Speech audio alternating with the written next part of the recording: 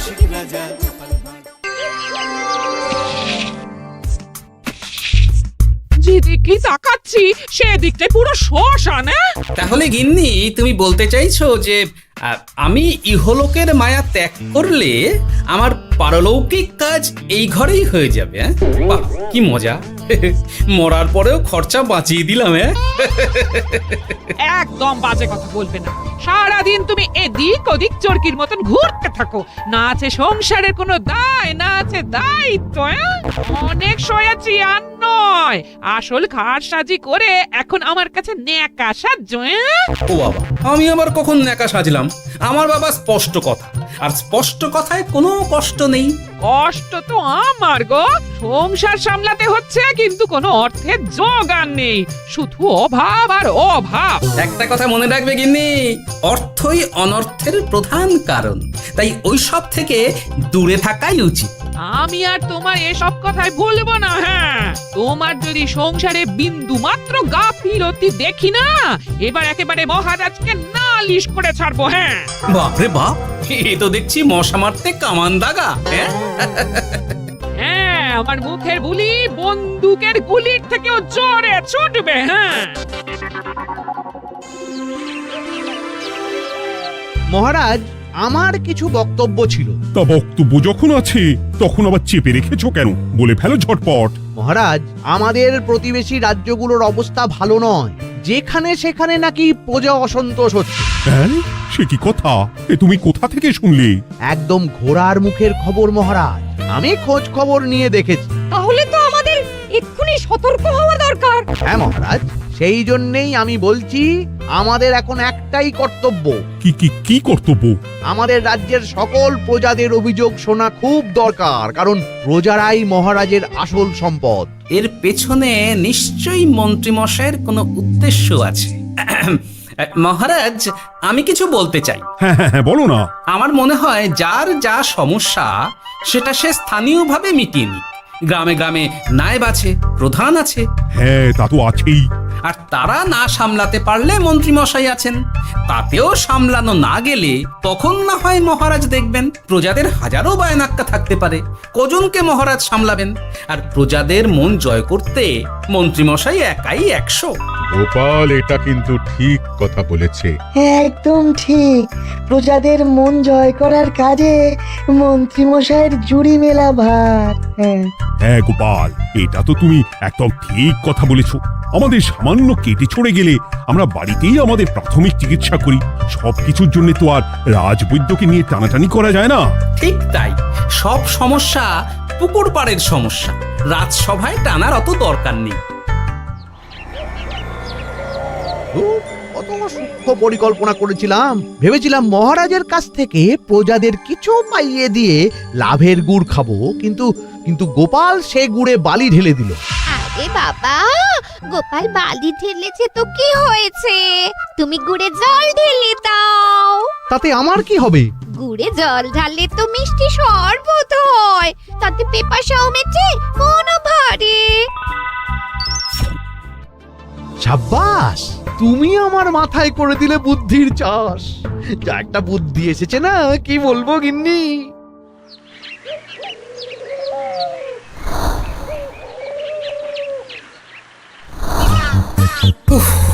বাপরে বাপ, কি চাঁদি ফাটা গরম রে বাবা। গিন্নি, ও গিন্নি, এক ঘটি জল দাও দেখি। বাপরে বাপ, সূর্য যেন মাটিতে নেমে আসবে। উফ, এই নাও ধরো। আচ্ছা, গুড় বাতাসা কিছু তো একটা জলের সাথে দিতে হয় নাকি? উফ, যেমন যোগান থাকবে তেমনই পাবে। এতেই শৈলে শান্তি, না হলে ভোগান্তি, বুঝে নাও। দিদা তো পুরো জামা ঘষে দিল রে। তোরা আবার দিদার হয়ে দল ভারী করতে এসেছিস? হ্যাঁ না, আমরা কয়েকদিন ধরে দিদার কাছে নারকল নাড়ু খাবো বলে বায়না করেছি। আর দিদা একই কথা বলে ভাঙিয়ে দিচ্ছে। কি করা যায় বলো তো দাদু? বল বল দাদুকে বল। দাদু হাত গুটিয়ে ট্যাগ গুটিয়ে রাখলে কিভাবে নারকোল নাড়ু হবে? কি করি বলো তো? আমরা তো আর দাদুর থেকে চিন্তাই করতে পারবো না, চুরি ডাকাতিও পারবো না। নালিশ তো করতে পারবি। তোরাও আমার সাথে চল, মহারাজের কাছে তোদের দাদুর নামে নালিশ ঠুকে আসি। হ্যাঁ, আচ্ছা, সংসারের অশান্তি এত দূর টানার কি দরকার? এতে তোমারই এমন চাঁদ পানা আলো মুখ কালো হয়ে যাবে গিন্নি। এত মাখন দিতে হবে না, অনেক সয়েছি, এবার প্রতিবাদ। হ্যাঁ, দেখো দাদু, দিদা কিন্তু আগ্নেয়গিরি হয়ে আছে। তুই বাজার থেকে গুড় নিয়ে এলেই দিদার মুখ মিষ্টি হয়ে যাবে। হ্যাঁ, আর দিদার মুখ থেকে মিষ্টি কথা বৃষ্টি হবে। হ্যাঁ, তাছাড়া তো আর উপায়ও নেই। উফ, আবার খরচ।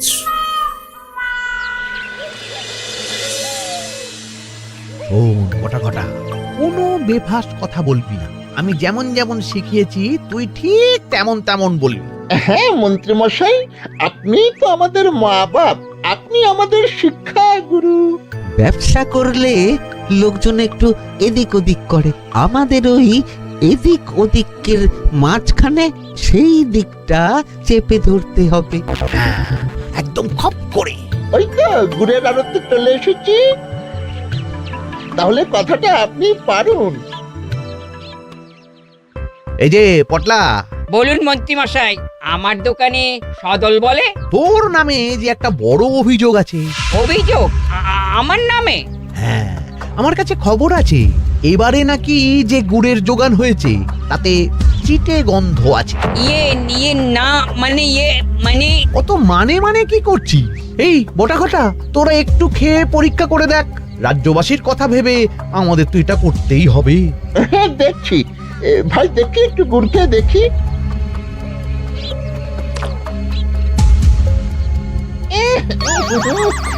ঘটা তুই খেয়ে দেখ।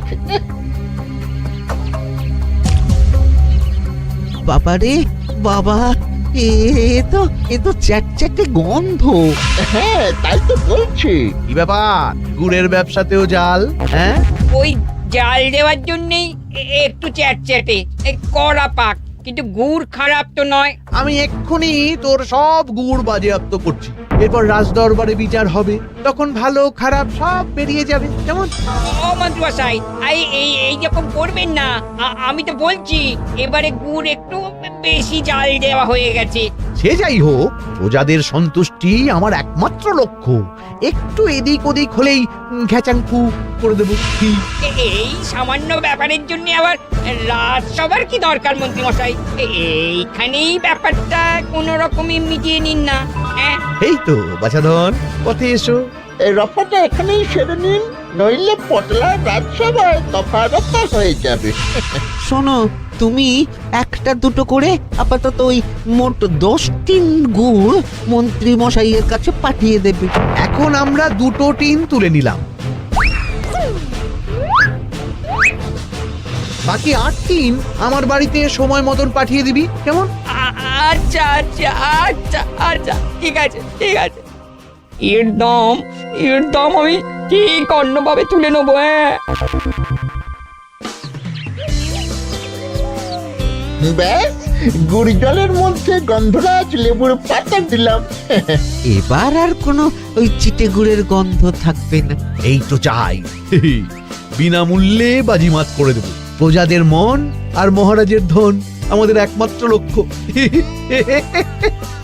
আরে ওই তো একজন পথিক আসছে। আসুন আসুন, বিনামূল্যে পান করুন গুড় জল।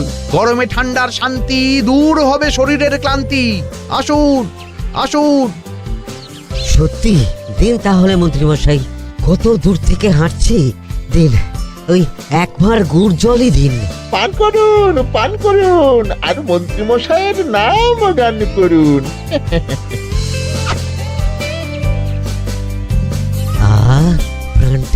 প্রাণটা জুড়িয়ে গেল। আর একবার পাওয়া যাবে? সবই আপনাদের জন্য, বিনামূল্যে গুড় আর জল। সত্যি মন্ত্রী মশাই, আপনি আমাদের জন্য কত ভাবেন, কত উদার আপনি। আরে গোপাল দাদা যে, এসো এসো। ভাই, গুড় নিতে চলে এলাম। নাতি নাতনিদের বায়না, নারকোল নাড়ু খাবে। নাড়ু মানে নারকেল আর গুড়, আর সেরা গুড় মানে আমার দোকান। তাই তো তোমার দোকানে আসা। গিন্নিকে একেবারে 2 টিন গুড় কিনে দেবো। তাই 1 টিন কত করে দিচ্ছ? কম নয় বেশিও নয়, একদম প্রতি টিন 2 মোহর। বলো কি, আরে হঠাৎ করে এখন দাম বেড়ে গেল কি করে? এই দামই লাগবে, না হলে আমার লোকসান হয়ে যাবে যে। এক ধাক্কায় এত দাম বেড়ে গেল? আরে গুড় কিনতেই তো মাইনের টাকা শেষ হয়ে যাবে মনে হচ্ছে। গুড় না নিলে কিন্তু দিদার মুখ ঝামটা। কি আর করা যাবে, নেই মামার চেয়ে কানা মামাই ভালো। তুমি তুমি আমাকে 1 সের গুড়ই দাও। 2-3 কিনতে এসে 1 সের? হ্যাঁ তাই দাও।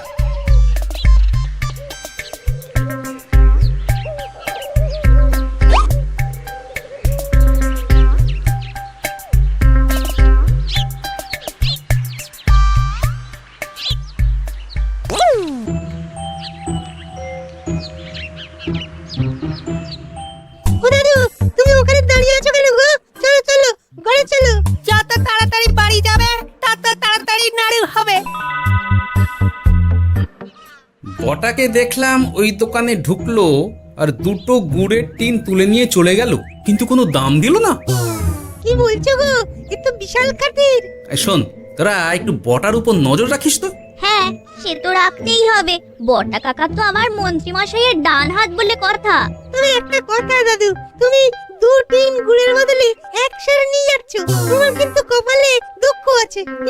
সে কি আর করা যাবে বল, কপালের নাম গোপাল।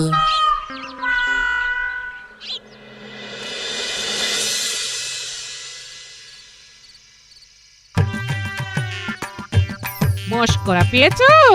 আশা দেখিয়ে বাতাসা খাওয়াচ্ছ। হ্যাঁ, 1 সের গুড়ে কি হবে? হ্যাঁ, ওই নাতি নাতনির জন্যই নাড়ু বানাতে শেষ। হ্যাঁ, আহা, আজকের মতন একটু চালিয়ে নাও না গিন্নি। আরে আমি অত বড় মুখ করে পাড়ার লোককে বলে রেখেছি নাড়ু খাওয়াবো, গাছ থেকে এই এতগুলো নারকোল পাড়িয়ে রাখলাম, এমনি এমনি বলি মুখ দেখতে। আচ্ছা আচ্ছা, ঠিক আছে ঠিক আছে, কাল বরং রাজবাড়ি থেকে ফেরার সময় মিষ্টি নিয়ে আসবো। কিছু নাড়ু দেবো, কিছু মিষ্টি খাওয়াবো। তাই যেন হয়, নইলে আমার নাক কাটবে আর আমি তোমার। আচ্ছা, থাক থাক থাক।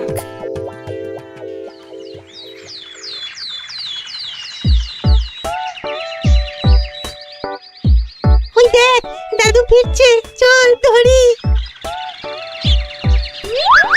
দাদু দাদু, তোমার কিন্তু দিদার জন্য মিষ্টি নিয়ে যাওয়ার কথা, খাওয়াতে হবে।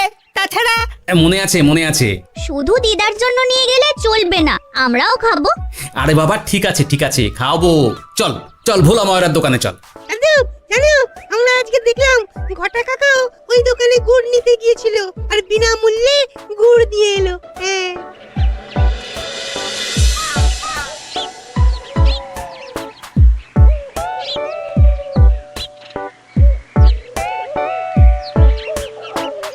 এ কি গো ভোলা, এত তাড়াতাড়ি দোকানের ঝাঁপ ফেলে দিচ্ছ?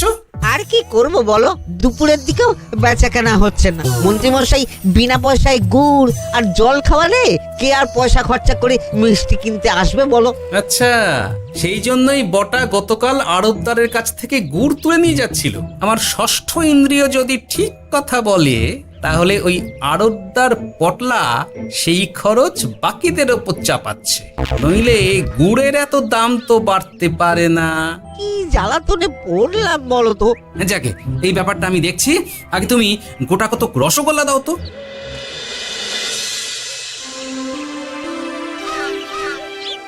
বলি তুমি আর একটু অপেক্ষা করো পুঁটির বাবা, উনি এক্ষুনি চলে আসবেন। হ্যাঁ হ্যাঁ হ্যাঁ হ্যাঁ মা ঠাকুরন।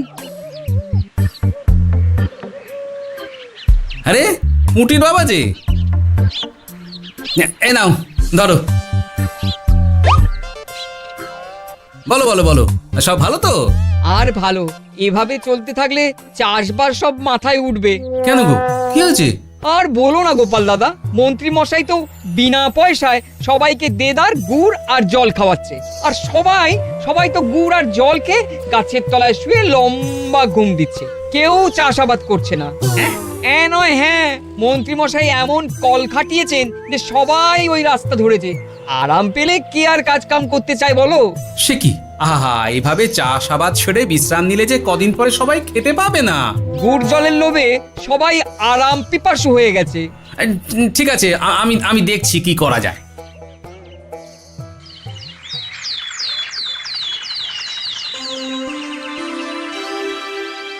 মহারাজ, আমি প্রজাদের মন জয় করার কাজটা ভালো মতোই করে ফেলেছি। তবে প্রজাদের দিকে দেখতে গিয়ে আমার অবস্থা একেবারে খাস্তা গজা হয়ে যাচ্ছে মহারাজ। কেন কেন কেন?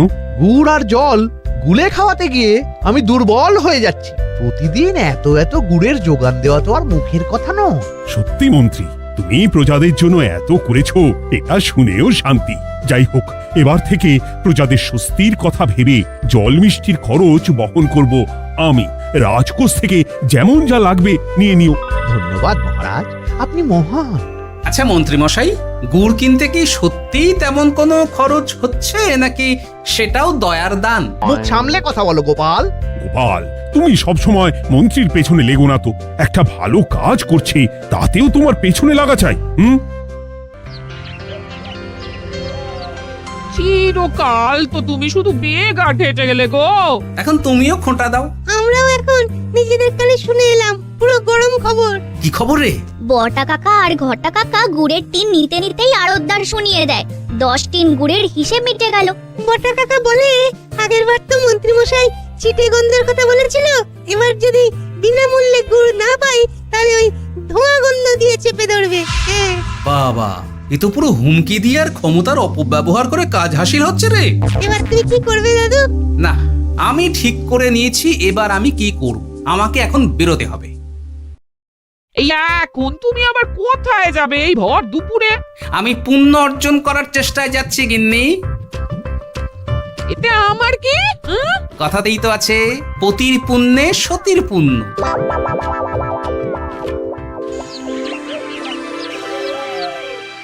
মহারাজ, মন্ত্রীমশাই আমার চোখ খুলে দিয়েছে, তাই আমি ঠিক করেছি পশ্চিমের গ্রামে গুড় জল খাওয়াবো।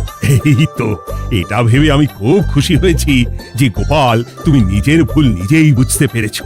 কিন্তু তার জন্য এবার মহারাজ আপনার সাহায্য চাই। কিরকম সাহায্য? যেহেতু এই রকম আগে হয়নি, তাই মহারাজ আপনিও আমার সঙ্গে থাকবেন। গুড় কেনা থেকে শরবত দেওয়া সবটাই আপনার সামনেই হবে। তবে তারও একটা শর্ত আছে মহারাজ। আবার কি শর্ত? ছদ্মবেশ ধারণ করতে হবে, ব্যবসায়ীর ছদ্মবেশ। বেশ বেশ, সেবাই পরম ধর্ম, সে যে বেশেই হোক। তাহলে আজ বিকেলে গুড় কেনা দিয়েই শুরু হোক যাত্রা।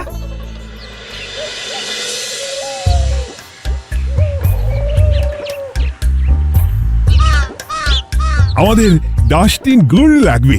1 টিন 2 মোহর করে লাগবে বাবু।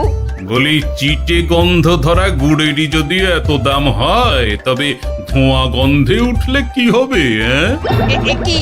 কি আপনারাও কি মন্ত্রী মশাইয়ের লোক আছেন নাকি? আপনি কোন মন্ত্রীর কথা বলছেন? যে মন্ত্রী আপনার কাছ থেকে বিনামূল্যে।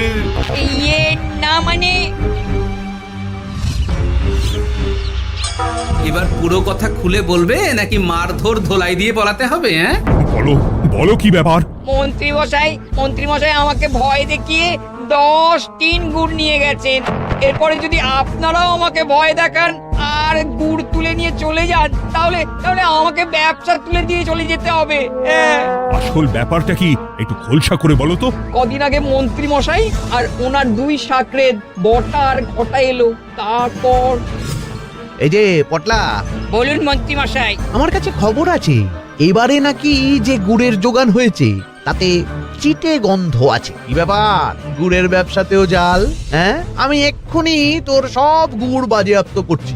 ও মন্ত্রী মশাই, এই রকম করবেন না। শোনো, তুমি 1-2 করে আপাতত ওই মোট 10 টিন গুড় মন্ত্রী মশাইয়ের কাছে পাঠিয়ে দেবে। এবার আপনি বলুন, আমি সাধারণ ব্যবসায়ী হয়ে রাজ্যের মন্ত্রীর বিরুদ্ধে কিভাবে লড়বো, কি করব? আচ্ছা, এই ব্যাপার। তোমাকে কোথাও যেতে হবে না, আর মন্ত্রীকে বিনা পয়সায় গুড়ও দিতে হবে না। দেখলেন তো মহারাজ, মন্ত্রী মশাইয়ের ভালো মানুষের মুখোশের আড়ালে কোন মুখ লুকিয়ে আছে। সত্যি গোপাল, তুমি আমার চোখ খুলে দিয়েছো। চলো তো মন্ত্রীর গুড় জল কেন্দ্রে চল। ওই দেখুন মহারাজ, চাষি ভাইরা কেমন আরামে ঘুমোচ্ছে, মন্ত্রী মশাইয়ের থেকে বিনামূল্যে গুড় জল খাচ্ছে আর ঘুমোচ্ছে। তাই তো দেখছি। এরকম চলতে থাকলে তো রাজ্য একেবারে রসাতলে যাবে। চলুন চলুন। সত্যি দারুণ মন্ত্রী মশাই, আর একবার দিন না। আমার এটা যত চাই তত পাই প্রকল্প। নিন না নিন, শুধু বিশ্রাম করুন। আমাকেও দিন, এত দূর থেকে হাঁটছি। ওহ, হ্যাঁ। হ্যাঁ আমাকেও দিন। নিন না নিন।